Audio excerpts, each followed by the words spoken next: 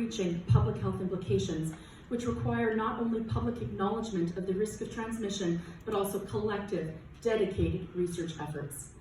In 1985, a case report titled Maternal-Fetal Transmission of the Lyme Disease Spirochete was published.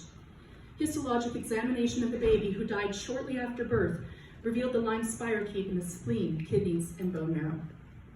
Shortly thereafter, the CDC published that, in quotes, transplacental transmission of Borrelia burgdorferi has been documented. Similar reports were issued by the WHO in 1986 and Canadian federal health authorities in 1988. Citations for all this published documentation can be found on our LymeHope website. In the years following, several more case reports by authors in the US and Europe were published, identifying not only transmission of Lyme from an infected mother to baby, but also highlighting issues of asymptomatic infection and seronegativity in mothers. There have also been cases whereby the mother was treated with varying courses of antibiotics for Lyme disease, and yet Borrelia burgdorferi was still transmitted to the baby.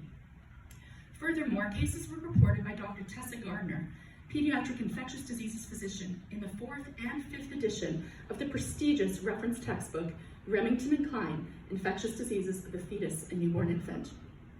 She identified babies with congenital Lyme borreliosis who were seronegative by ELISA, yet positive by lymphocyte proliferation assay.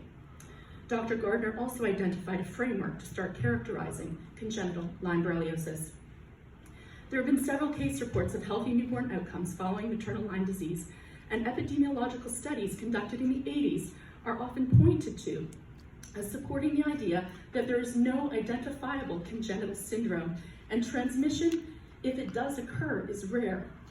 But if you read those papers in detail, authors themselves point out limitations of those studies, including small sample sizes, limited follow-up with respect to long-term sequelae, and need for larger scale of research.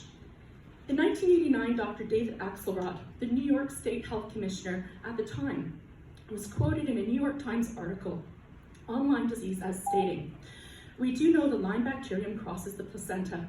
Most babies born of mothers with treated Lyme disease have been healthy, yet the long-term impact of the disease on the developing fetus and newborn is not entirely clear."